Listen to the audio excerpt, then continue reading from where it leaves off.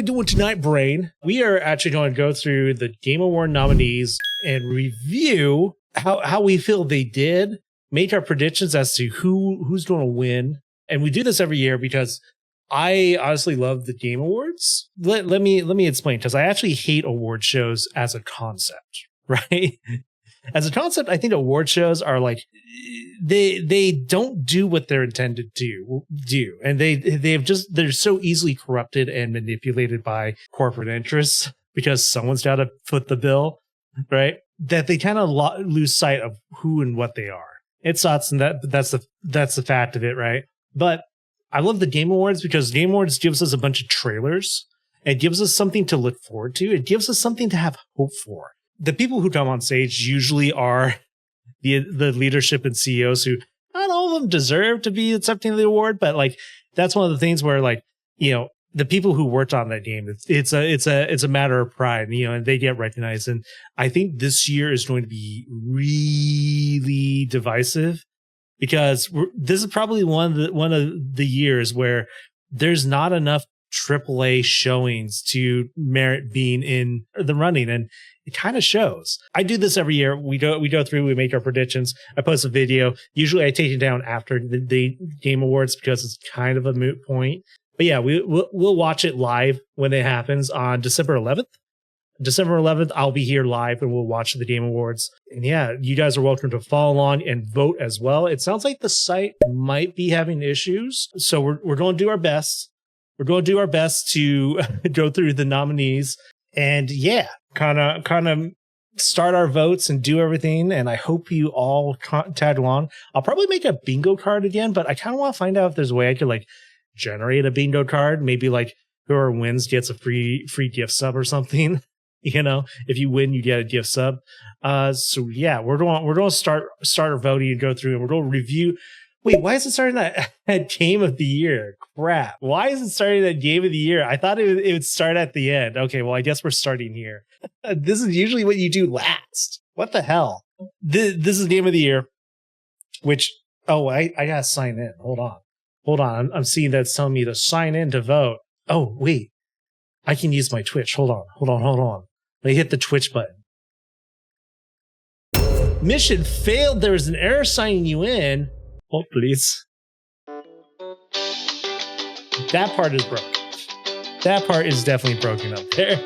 So it's pretty clear the site's having issues. We're going to carry through this the best I can. So, Game of the Year, the nominees are Claire Obscure, Expedition 33, Death Stranding 2, On the Beach, Donkey Kong Bonanza, Hades 2, Hollow Knight Silksong, Kingdom Come Deliverance 2. Now, before we even talk about who's going to win, which of these studios are AAA game studios for Game of the Year? We have Donkey Kong Bonanza, which is Nintendo, and that's kind of it. Like, Kojima does not count, right? Kojima does have a lot of Sony backing, does not count. Even Nintendo is kind of like out of this lineup, like, I don't know, you guys tell me, what do you think? Sony Interactive, but like that's the thing is like it's Kojima, right? Sony doesn't get the input that Nintendo does on Death Stranding, right? They're really just the publisher. They do fund it a lot, but like yeah, they throw out the money. Of this list, I can guarantee you, because I'm also kind of blocking it, Kingdom Come Deliverance, not going to win it. Not going to win it. Like, I don't even know why Kingdom Come Deliverance is up here. If I'm being completely honest, I'm kind of like, why? Who paid for that? I doubt it does. Now, Hollow Knight Silksong absolutely moved the needle. And one thing I would argue is that Hades 2, I mean, it's Hades 2. It's a great game. I don't think it had the same impact as Hades 1. And I would argue that I feel like Silksong hasn't either. Silksong like took over the internet because didn't they drop it? Like they dropped it at Summer Games Fest, right? They just shadow dropped it. So Hades 2 is released, which it's, of course, a beautiful game. I haven't played through it yet. I played a little bit of it, just enough to know it's like, okay, yeah, this is a Hades. This is Supergiant's Games' first actual sequel to one of their titles, which they've never done. And Hollow Knight Silksong, shout out the boy Bitterbits, who voiced Garmond. I don't know. That's hard to me. If you want my honest to God opinion, I don't think Donkey Kong Bonanza is going to cut it. I love that game. It was a lot of fun, but like it was a one and done. I played Donkey Kong Bonanza, put it down. And I kind of feel like Silksong being a retro platformer, while it did have the legendary status for all the wrong reasons, mind you, how much did people talk about Silksong after it was out? Either that's a really good and well-behaved community, or like, what is notable about the game? You know, I probably need to play it because I haven't played Hollow Knight itself. I've tried a couple times and I just kind of bounced off it for some reason. Death Stranding 2, I feel like if I was to rate this, right? So there's let's see here. There's 6 titles here. Kingdom Come Deliverance sits. In number 5, I would honestly put Death Stranding 2. Because like every bit I've seen of Death Stranding 2, I'm just like, I mean, it's definitely a cinematic game. It's definitely very engrossing, but like the problem with Death Stranding is the gameplay is so isolating that like you kind of have to be ready to devote to it. Maybe at some point I'll be in a position where I can marathon through Death Stranding and Death Stranding 2. Not it. So I honestly think 5, Death Stranding 2, and slot number 4 would be Donkey Kong. Donkey Kong, great, deserves to be up there. I think slot number 3 would be Hades 2. Because I think Hades 2, while beautiful and magnificent, it's more of the previous game, which is what makes it good. Right? If it's anything like the first, it gets your vote. I honestly think that Hollow Knight Silksong is going to be number 2 because of notoriety alone, and Claire Obscure Expedition 33 is going to get number 1. I think it's going to be Claire. It's going to be tight between Claire Obscure, Death Stranding, and Silksong, just straight up, right? And it's going to be tight, and I think Death Stranding has what it takes to overcome Silksong, but I don't think, like, having played Claire Obscure, I don't think either game is going to beat them. So I really think Claire Obscure 33 is probably the best bet. You know, if you want conspiracy theory, Death Stranding will probably have the money to walk away with it. If you want to like go off of the legend, Hollow Knight. But really, as far as like the game that probably deserves it is Claire Obscure, because also here's the thing.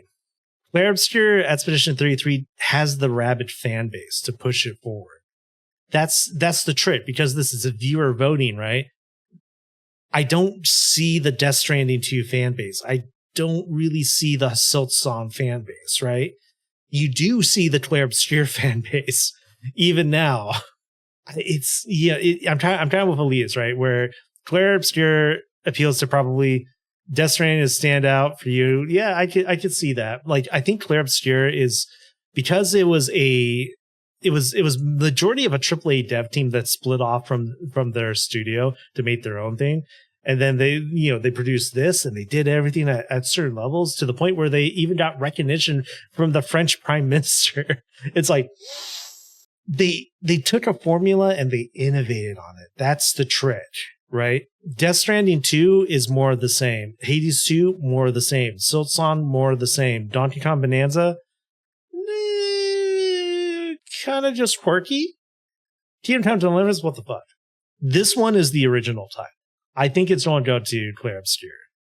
Claire, well, I mean, I'm going to die on this hill that I think the parry mechanic is dumb.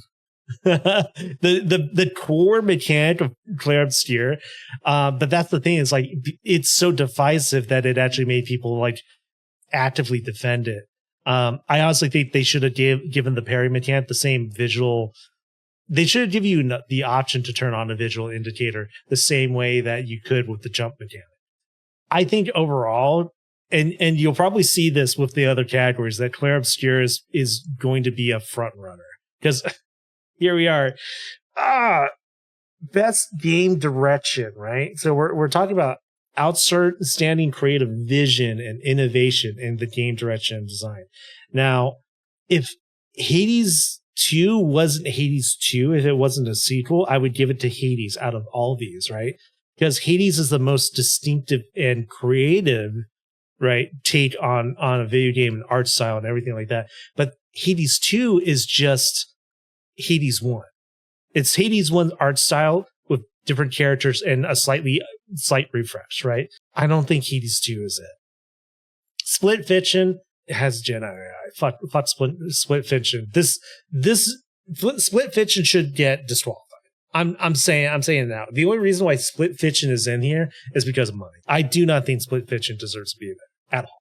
Just flat out. Ghost of Yote, we marathon through this game, and constantly we were stopping in the world and just like, as you guys were watching it, everyone was just like, whoa. We constantly had moments of like these vistas that were like, beautiful photography, right? Like Ghost of Yote is the most grounded in reality though, right? And Ghost of Yote is, as Elias brings up in chat, is like, it's another sequel. It's a variation of the same, right? And that's kind of the same problem with Death Stranding, where Death Stranding is like almost like, to say it's innovative. To be innovative, I kind of believe more you have to show incremental increase, right? You have to show an actual connection from what you're innovating from, right? Where Death Stranding just kind of takes a leap off the side of the boat. You know what I mean? It just jumps. It's just gone, right? Claire Obscure Expedition 33 is purely a Persona classic JRPG style, pulling from decades of stuff. So it's actually not that innovative. If I'm to be frank, I think this is another category where Claire Obscure is going to win just because it's fan base alone. I think Death Stranding is just not as interesting because of the location. I haven't seen people be like, whoa, look at this scene. That's also kind of a problem with Ghost of Yote too. Where Ghost of Yote, I haven't seen people be like, whoa. I think Claire Obscure is going to win. Honestly, I want to vote for Ghost of Yote just because I played it and it was something where I didn't finish Ghost of Tsushima. I did finish Ghost of Yote, but I finished Ghost of Yote because of the character and the story, the plot, and what kept me going. The gameplay felt fun. Those moments were just kind of like refreshing breezes that kept you going, pushing, right? I think if Watanabe mode was default on Ghost of Yote and they actually leaned into that more, I could see Ghost of Yote winning. I think Claire Obscure is going to win out of all these. I want to give it to Ghost of Yote just because like this game actually did grip me with its presentation and everything. So holistically, from like every point of the game, I think Ghost of Yote should win it. I definitely think Claire Obscure is going to get it. For me, this is down to a toss up between Claire Obscure, which is Sandfall, and Ghost of Yote. I think I'm going to give it to Claire Obscure again. When I think game direction and design, the design of Claire Obscure Expedition 33 was such a breath of fresh air that it really kind of changed the game. Down to like the outfit designs, the world designs, the creativity done there. And then the game direction was clear throughout, right? But there's places where it falters. I'm going to go with Claire Obscure. Oh,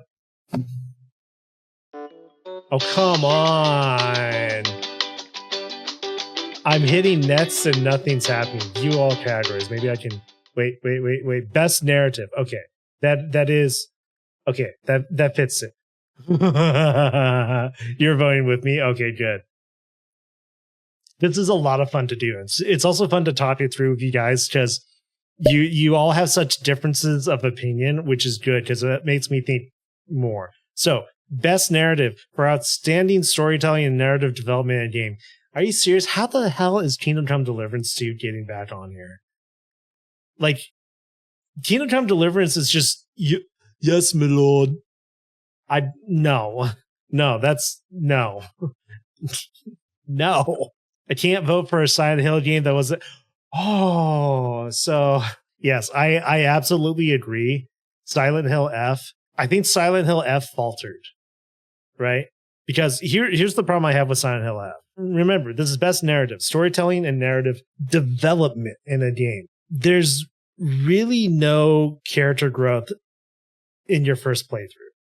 Until you know what to do to get the other endings, there's really no character growth.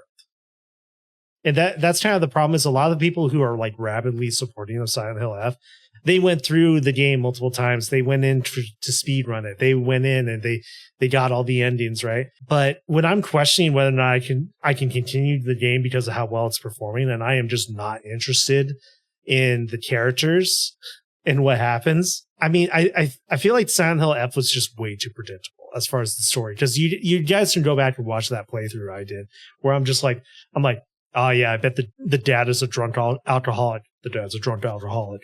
Oh yeah, I bet the sister, went crazy and killed everyone at her wedding.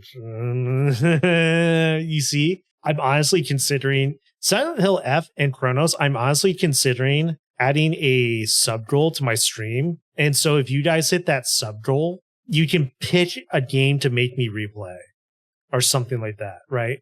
Like maybe I start at the start of December. If you hit 30 subs within the month and you're just like, I want you to go for that other ending in Silent Hill F. All right. I want you to go for the true ending in Chronos. All right. We're doing it. Right? I'm thinking about that. All because of Silent Hill F and Chronos. We'll notice that Chronos isn't up here. Now, best storytelling and narrative and development in a game. Death Stranding 2, I don't know enough about. I'm going to be honest. It's kind of a problem, right? Where I do not know enough about the story and development. I do know one story beat from early in the game, and I really disagree with it. Like, I really disagree with it. But at the same time, too, Kojima has gone on record as saying that he rewrote Death Stranding 2 multiple times because his predictions were too close to actual reality, right? Which, when I'm playing a game, I'm playing for escapism. Having your story be too close to reality is kind of hurtful right now. You get what I'm saying? Where I'm just like, it might be a really good story. It might not be the one that's going to make me feel good after playing. Where Ghost of Yote did that. Claire Obscure did that. I am neck and neck on those two. Out of all these, Claire Obscure and Ghost of Yote, I am neck and neck. Because Ghost of Yote, I finished. Claire Obscure, I didn't. And I think Claire Obscure, I didn't because I got more frustrated with the late game difficulty. I do love the story, and I think the story is innovative, where Ghost of Yote's story is not. You can argue that Ghost of Yote's story is not super innovative because it is more or less just a revenge story, and it is a little predictable, but there was a twist in it that I didn't predict. Kind of a toss-up. Me would rather vote for Expedition 33 because you played it, more invested. I've seen enough of Ghost of Yote to be a close toss-up, right? See, that's the thing. It's Ghost of Yote, while not being the most original, it was enough motivation that it actually got me to play through the entire game on stream, where I had to force myself to finish Silent Hill F and force myself to finish Chronos. I bet you Death Stranding would be the same. Claire Obscure, I still haven't finished it. And the reason why I haven't finished it is really just because I want to do everything and I got too frustrated with it. You know what? Because it's different, I think it's going to, let me be clear. I think the majority vote is going to go to Claire Obscure. And I do love and appreciate their story. Ghost of Yote just resonated with me. It just straight up. Right? Same boat. I just couldn't get myself to finish it. See, like that's the thing. It's like, yeah. For some reason, Ghost of Yote was enough motivation for me to finish it. Best art direction. Can I be real with you guys? I actually don't like the Silksong art direction. I don't like the Hollow Knight art direction. It's still just a platformer, but it's just like I think it's cool. I know, right? It's I think it's just a little bit lacking texture and substance, right? I think it's because it's very stark contrast. It's super high contrast, darks and whites places, a lot of, and then where there is colors, they're vibrant and they're very different. You think about this bug world, right? It doesn't hook me.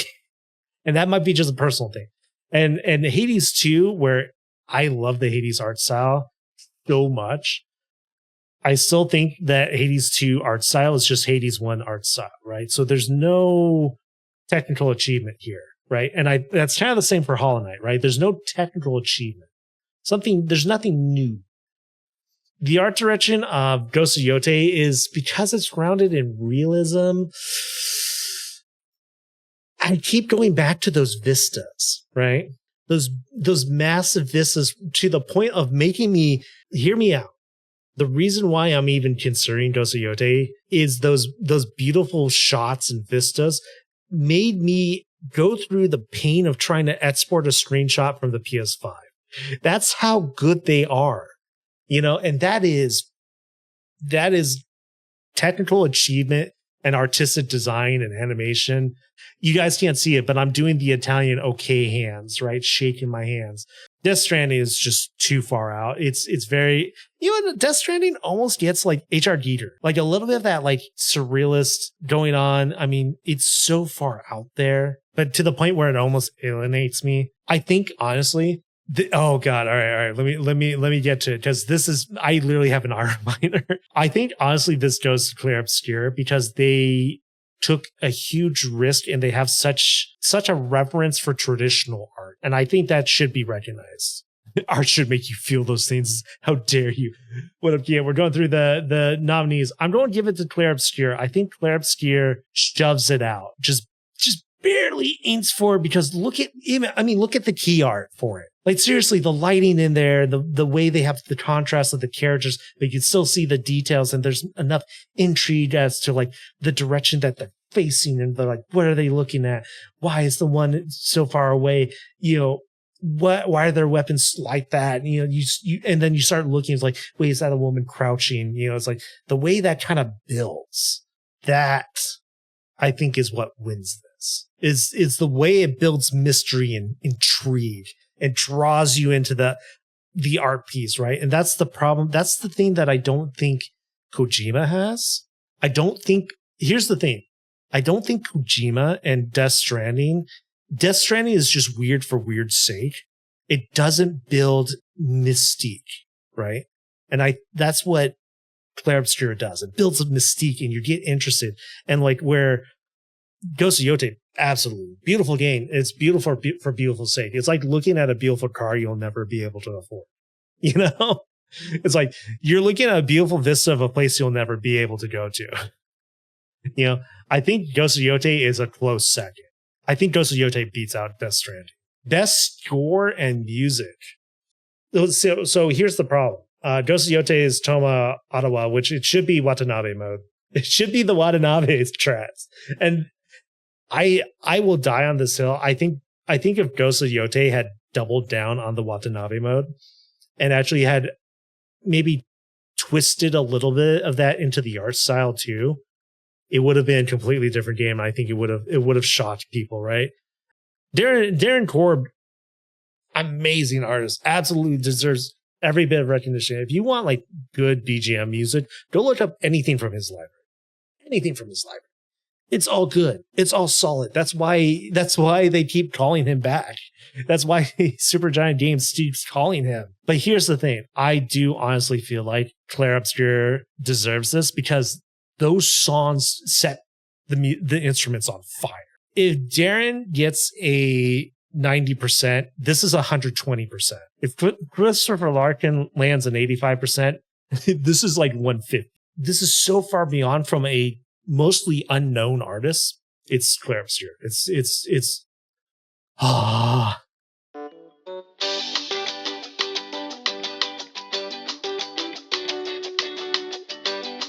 Yeah, Expedition 33 goes so fucking hard to the point where like even the covers of it just are just ridiculous. That when someone does a cover, like go out and check out Little V, right?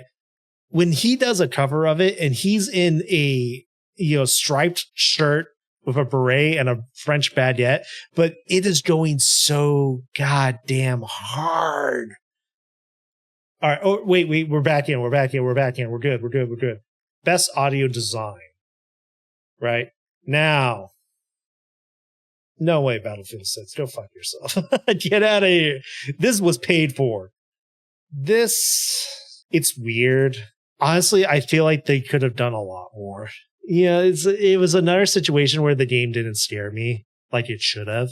And there's a lot of missed opportunities. There was a few moments to give it credit, because we're talking about audio design, right? So like, if you're walking around a corner and you hear something breathing over your shoulder, right? That was kind of the thing I didn't really get from Silent Hill. Audio design, in-game design, I mean, everything is, I honestly think Clair Obscur doesn't get it here. It's better than Battlefield 6, because Battlefield 6 is like, this is so fucking generic. This is the definition of generic, right? Where it's like, oh, you want shooter-dooter game? It's like, oh, you can hear the sound of that gun. Death Stranding on the beach. What did they do that deserves this? I mean, they're coming up with a lot of new sounds for technologies and stuff. Well, you know what? Actually, Zaris, for that reason exactly, I will disagree. Right? Because it was important for the parries, but it wasn't obvious enough. It was so hard to catch sometimes, and because it like varied. Because we're talking about audio design, sound design, and like I think it could have been better. I think it could have been way better. And this is like the sound of a weapon hitting, and the sound of like the world around you, and the sound of like the ambient. Yeah, I can hear you. Right? Whereas like Battlefield 6 is like, I feel like Battlefield 6, you could have taken any shooter-dooter game for generations and do that. Like this is like probably how people learn to do audio design, sound design. Death Stranding on the Beach is probably the weirdest out of this. I really wish a different horror game was here, because audio design and sound design is so important in horror. And when I think about good audio and sound design, I think about Dead Space Remake. Because that's an advantage. That's like an example of someone who went so far above and beyond to build the world around you in audio design that absolutely deserved it, right?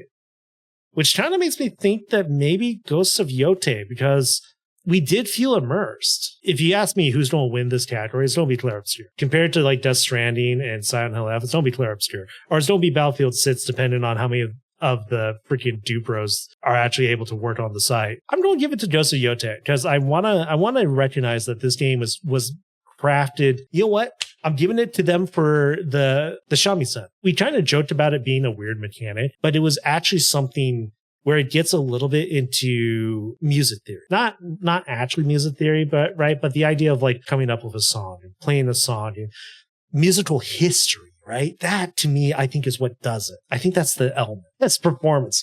Jesus Christ. Can I just like jump off a building right now? Oh my God. Just look at this. Look at best performance right now. Ben Starr, Clair Obscur, Expedition 33, who Ben Starr has been killing it. He's a wonderful human being. Charlie Cox, Clair Obscur, Expedition 33, also absolutely killed it. Erika Ishii absolutely killed it. Nailed it. She, like, it was one of those things where people didn't realize it was her. And she just killed it. But that's one of those things where like sometimes because of the third party, like in-engine acting can feel, Jennifer English also killed it. Konatsu Kato. I'm sorry. It's not it. However, I think we got our wild card here. Because Troy Baker came in and reproduced Harrison Ford to the point where he got Harrison Ford to sign off. Harrison motherfucking Ford. So it's one of those scenes where if you know Harrison Ford as an actor, you don't realize it's not him.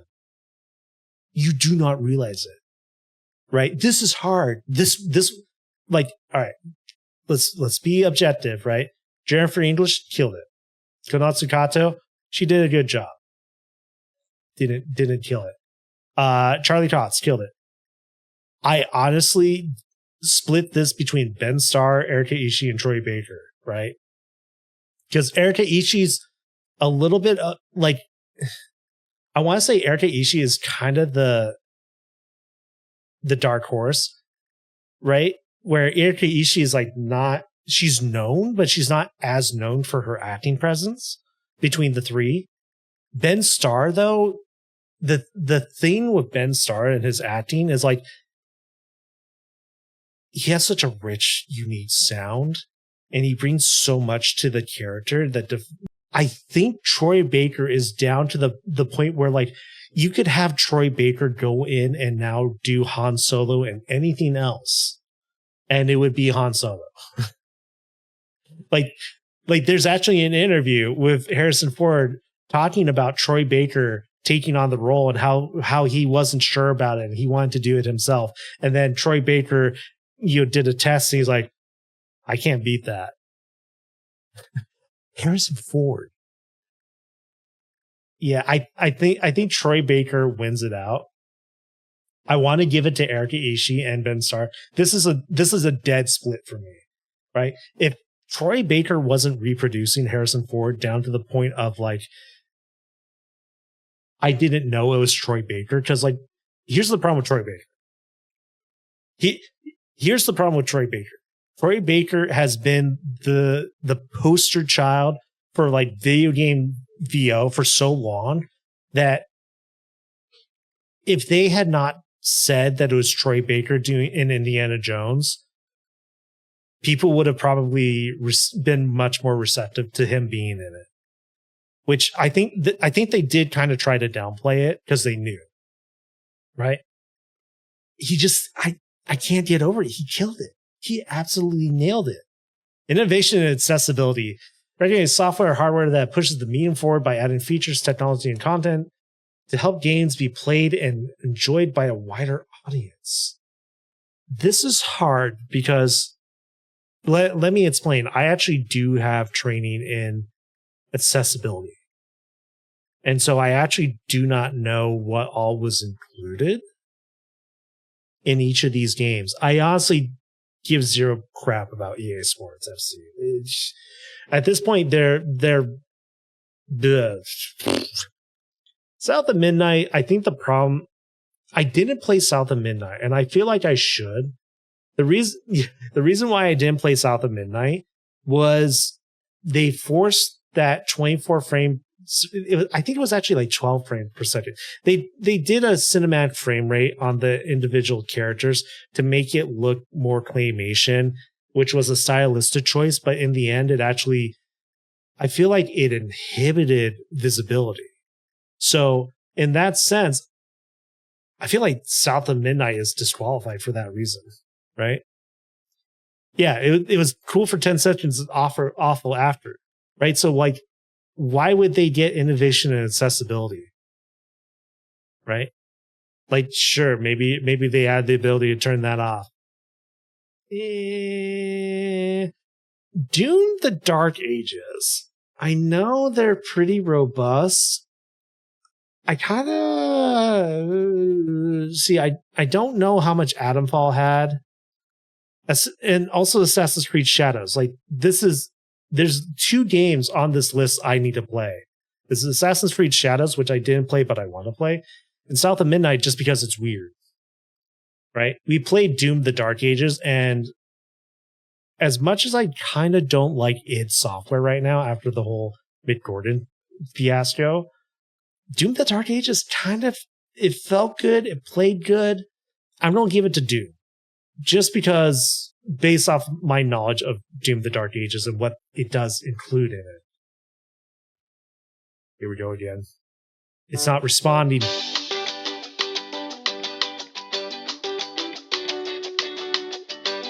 It put me back into Game of the Year. Okay, we're back on Games for Impact. Okay. This is one of those categories. Every time it comes up, the games in it, I don't play. Right? Thought-provoking game with a pro-social meaning or message, right? The idea is that it's supposed to expose people to other cultures. It's supposed to expose people to other ways of thought, in ways that are probably more interesting. The problem I have with Lost Record, let's start there. The problem I have with Lost Record, it's pretty much all rose tinted glasses. Dispolote, I have zero knowledge on it, right? Consumi, also zero knowledge. Wandersop, zero knowledge. Absolutely. Wait, is this the Tea House one? I think this is the Tea House one. Hold on. Let's see this. Here's what we're going to do. I'm going to pull up trailers for each of these.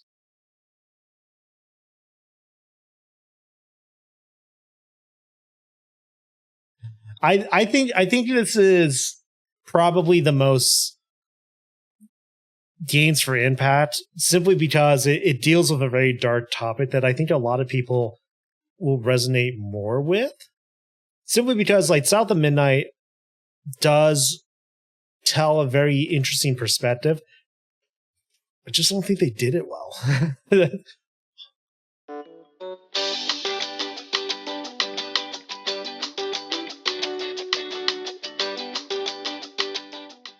Try refreshing it real quick. Okay, we got back in. Marvel Rivals doesn't deserve it. NCSoft has been laying off studios and like cutting budgets, and they're just kind of going on wherever they want with it. But Marvel Rivals doesn't deserve it. Helldivers 2, I'm going to say no, because I feel like they haven't done enough. I'll be honest, Fortnite lost me. I haven't been interested in playing Fortnite after the Star Wars update. And I hate to say it, I feel like Final Fantasy XIV slipped.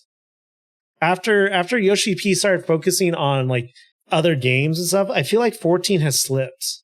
I feel like 14 has forgot what brought it back from the brink.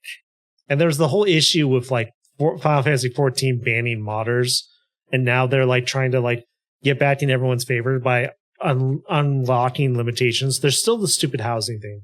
I think No Man's Sky is honestly doing it, because No Man's Sky has definitely been the return from the brink story, where they've learned from their mistake and they're honestly still doing stuff that kind of matters. It's No Man's Sky. Again already? Come on, Jeff. Help me out here, Jeff. Jeff, help me help you. But you don't vote for Blueprints. All right. We definitely voted for No Man's Sky. Best community support.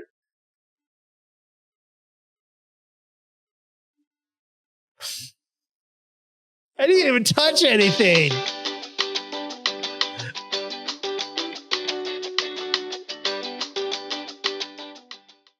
We'll just give it to No Man's Sky again.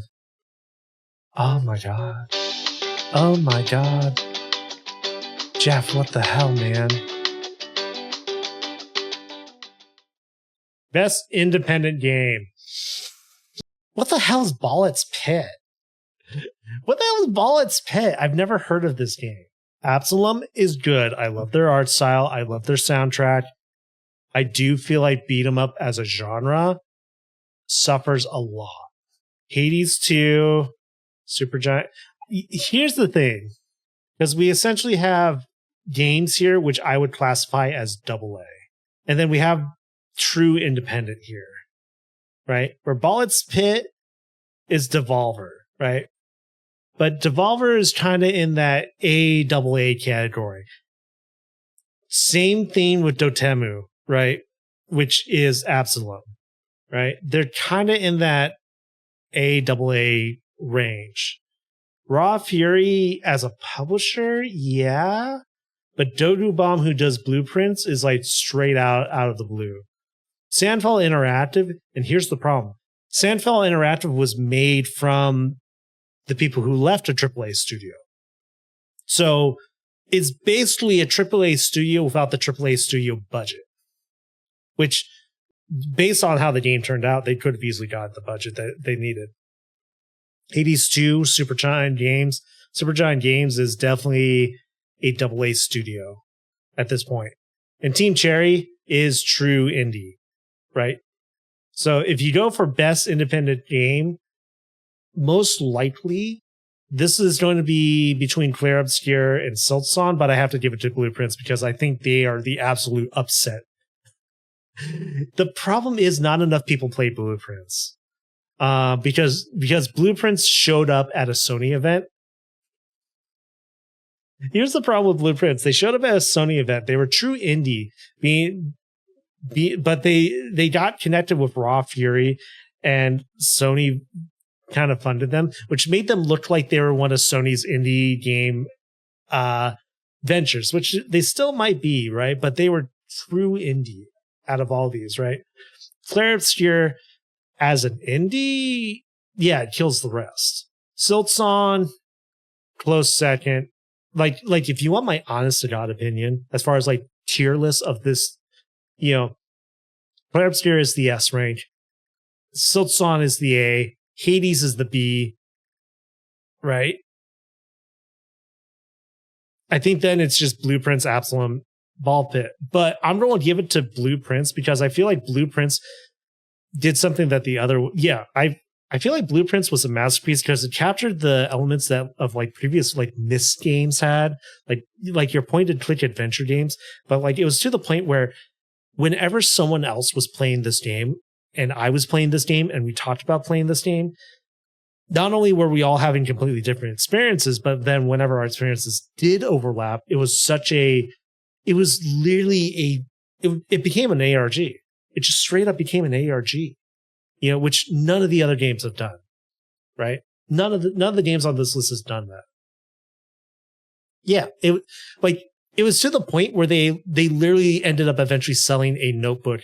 They recommend in the game using a notebook. They're like, hey, you should probably take notes. It's like, what in this era? Who does that? Okay, no, this best debut game created by a new independent studio, which this is the same problem, where it's Clair Obscur and Blueprints. Oh, and here's the problem. Dispatch is going to take it. Because Dispatch is the freshest out of this. It got to a point with Dispatch. Dispatch has been literally this past weekend. I haven't played Dispatch. I don't think I'm going to play Dispatch because it got to the point of where I could not look at Twitch without seeing a Dispatch stream. Like everyone was streaming Dispatch. Honestly, just because we think Clair Obscur is going to get it. Dispatch is probably going to surprise everyone. I'm going to give it to Blueprints because I think Blueprints deserves the recognition. So I think it's going to be Clair Obscur. There's a chance Dispatch might surprise everyone. But Blueprints, I really want them to get the recognition. Even if they don't win it, I think the problem is if Blueprints, if they show metrics at all to the studios, I want Blueprints to see that, yes, people recognize them. Best mobile game, Destiny Rising. NetEase does not deserve shit. I'm going to give it to Sonic Rumble because I'm doing it for the homies. Best VR AR. Give it to the Midnight Walk because it's at least innovative. And we did play it. Yeah.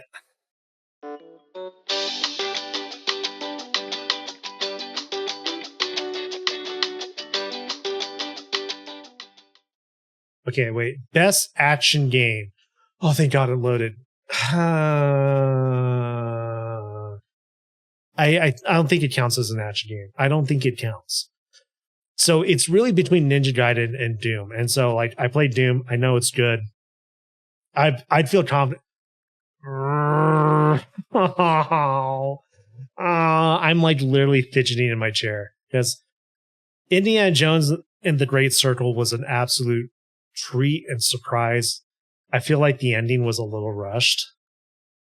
Ghost of Yote, though, absolutely. Like, if you want to talk about an adventure, right? Constantly while I was playing Ghost of Yotei, and this is something that I'm positive Death Stranding 2 doesn't have. I am positive Death Stranding 2 doesn't have. When I was playing Ghost of Yotei, it was constantly a moment of like, hey, there's a part of the map I haven't unveiled. I should go look there. And I go look there and I find something. To me, that is an essential that most action adventure games get wrong. And there's a lot of times with Indiana Jones and the Great Circle where there was a lot of exploration and fun and interesting moments, but there was like a few times where we were like, all right, where am I supposed to go? How am I supposed to go back after this? Ghost of Yotei was a treat all the way through, so I'm giving it to Ghost of Yotei. How dare you challenge me? I'm cutting all this out. All right. Back to best RPG. I mean, Clair Obscur literally is an RPG. This is the first moment. Poor Monster Hunter Wilds, though. Here's the thing: Monster Hunter Wilds was a lot of fun. I don't know why so many people dropped off of it. Why did so many people drop off of Monster Hunter Wilds? This is pretty obvious. Clair Obscur gets it because they're just the best RPG. I have so many words about this. Okay. First of all, Mortal Kombat Legacy Collection is running like absolute dog shit. It does not deserve to be up here. It is a trash fire. It does not deserve to be up here. Fatal Fury City of Wolves. The problem with Fatal Fury City of Wolves is SNK got involved with, I want to say, Saudi Arabia. I can't remember exactly who it was, but it was a foreign investor that basically is how CR7 got involved. If you don't know who CR7 is, Cristiano Ronaldo, kind of a dog shit human being at this point. It did have the DJ Giovanni, I forget his name. He's actually kind of a cool dude, which sucks that he got associated with that, right? But like he was kind of the saving grace. They really should not have put CR7 in Fatal Fury City of Wolves. They really shouldn't have. That would have made me vote for Fatal Fury, right? Capcom Fighting Collection 2. They're doing a really good job with these fighting collections. But I think I had the same problem last year with Capcom Fighting Collection, which had Marvel vs. Capcom, that it's not a new game. It's a fighting collection. This kind of shows the state of fighting games right now, where fighting games are not doing good. They are not doing good because there's no Tekken up here. There's no Street Fighter up here. There's nothing new. Virtua Fighter 5, I feel like 2XKO is probably going to win this, but 2XKO is Riot, and 2XKO is actually technically not released. 2XKO is technically in a soft beta where they're still working on it, developing it, and it's technically not released now. And I've played enough of 2XKO to know that I'm just like, this has Riot intervention all over it, where I don't think they want to release it yet. But Riot's just like, you need to make money. I don't like any of these options. Just straight up. I think this is just, they should have passed on putting best fighting game. Which is funny because they say best fighting. They at least didn't put, last year they put some bullshit in there that wasn't even a fighting game. I'll give it to 2SKO because they're trying. I don't think they deserve it. Ooh. Best game appropriate for family play, irrespective of genre or platform. So, this is interesting. I'm not giving it to Split Fiction. Go fuck yourself, Split Fiction. When I see this category, I always go to what game would I play with my niece, right? Or what game would I play at Thanksgiving, right? Which to me is a split between Donkey Kong Bonanza and Sonic Racing Crossworlds. Now, the only reason why I'm hesitant to give it to Sonic Racing Crossworlds is because Sonic Racing Crossworlds is actually hard. It's actually got some skill to it. Mario Kart is much easier, but I don't like the open world aspect, and I feel like they didn't innovate anywhere. Like, Mario Kart is just still Mario Kart. I feel like there's nothing fresh to it, which is why it kind of fizzles out so quickly. Lego Voyagers, I've seen enough of it to be like, it feels like a cash out. It feels like a cash grab. Same with Lego Party. Lego Party is just Mario Party with Legos. You know, these are cash grabs. Mario Kart World needed something more. Sonic Racing Crossworlds had it. Donkey Kong Bonanza we played all the way through, and I could literally see myself giving that controller to my niece and letting her control the girl. And I've actually seen how that gameplay works. I'm just like, she would love that. That would be a good one-on-one moment of like just great. Just great. Best sim strategy. Oh my God. Okay, so here's the thing. Final Fantasy Tactics, the Valhalla Chronicles probably should win this. But Sony literally just laid off a bunch of their international staff. Or not Sony, but Square Enix. To focus on their core corporation. It's the same bullshit that's been happening for the same couple of years. It's absolutely bullshit reason. I mean, it's Final Fantasy Tactics. They killed it. But it's still Final Fantasy Tactics. So they basically they literally rebuilt a game that they had thrown in the trash. Which I want to give it to them, but like the Altars. I've been wanting to play the Altars on stream, and I've been afraid to do it because of the AI debacle.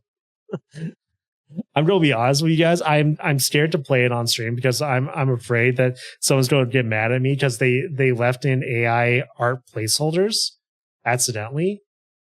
And I've been wanting to play it, but I'm scared that everyone's going to be like, hypocrite. I think Altars is the most innovative sim strategy on this list. So we're giving it to the Altars. Come on. Let me in. Start voting. No. This worked last time. Okay, Best Sports Racing. This is hands down Sonic Racing Crossworld. Because Sonic Racing Crossworld is what Mario Kart World should have been. It's just straight up. It's fun. The online play has been kind of rough. There's some meaningful choices in your parts. But they're more like towards what's your play style, how you want. There's a lot of customization. There's a lot of characters. There's a lot of like fun music, collaborations. Like they basically Sonic Racing Crossworlds, they looked at what Smash Brothers did and like, yeah, let's do that, but Sonic. And they've killed it. And they have absolutely killed it every step. There should be no debate here, right? The rest of these, there's no debate. Right? If you've played Sonic Racing Crossworlds, you know there's no debate. They've earned it. Best multiplayer: Arc Raiders, Battlefield 6, Elden Ring, Night Rain, Peak. I'm surprised Peak got on here. This one is moot to me. So whatever. Night Rain.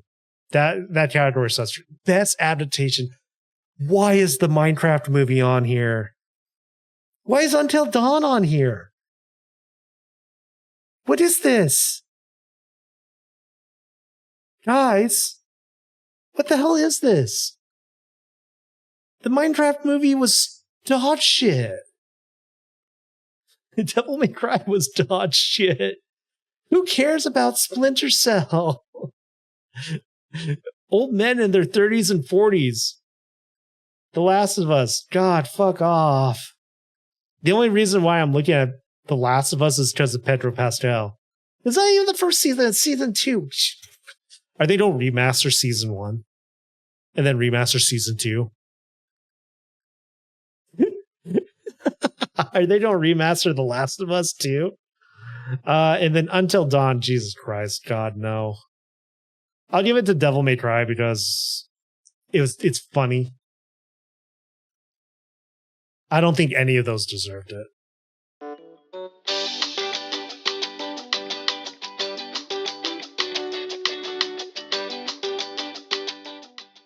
Okay, most anticipated game.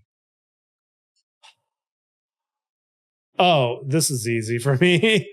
Oh, this is easy for me. So here's the thing. I know everyone is afraid to go against Grand Theft Auto 6, but I actually do not think Grand Theft Auto 6 has the hype that it deserves. Right? I think a lot of like business types are afraid to go up against Grand Theft Auto, and I don't see the same fervor from the audience. You know what I mean? 007 is kind of like it's not living up to it. Marvel's Wolverine, I was so hyped for that, and then I saw the way they cast the actor. Insomniac Games, you gotta rethink that. It's not too late. You gotta rethink that. It's not Wolverine. I know I'm not alone in this, and like I feel like this is going to come out and flop. I have a bad feeling that because it's just he feels so alienating. He doesn't feel like Wolverine. You know, from like a comic perspective, from like movie shows, anything. It's like there's a very definitive Wolverine sound and look and feel. That ain't it. That ain't it. It's not Wolverine. He does not feel right. I think you've made a huge mistake. Resident Evil Requiem, everything I've seen, I'm going to love this game. I'm going to take a week off of work to play this game. It's just straight up. And then Witcher, I'm sorry. I hate this category. I hate this category with a fervor. I hate this category so much because there's so many people who deserve to be up here who are not. If anything, I think Moist Critical should get this only because he turned off his donations. He turned off any way to donate and contribute money to him because he's like, I don't need it. Go do something else with your money. I don't see any of these other people doing stuff like that. Charlie gets it. Best esports game. Esports is in a bad place right now, and this is like just more example of that because they're showing Dota 2 and Counter-Strike. How the fuck is Counter-Strike still relevant? League of Legends, Mobile Legends, Valorant, all these suck. These all suck. Esports is suffering right now. Fine, we'll give it to League of Legends. I don't care. That category sucks. Best esports athlete. I'm giving it to Kakaru. I'm giving it to him.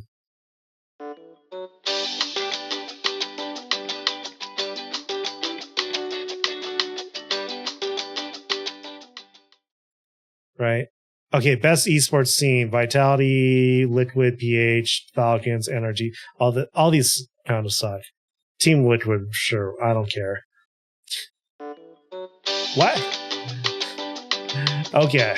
Can I at least run through my picks or not? The fuck is this? What the hell is this?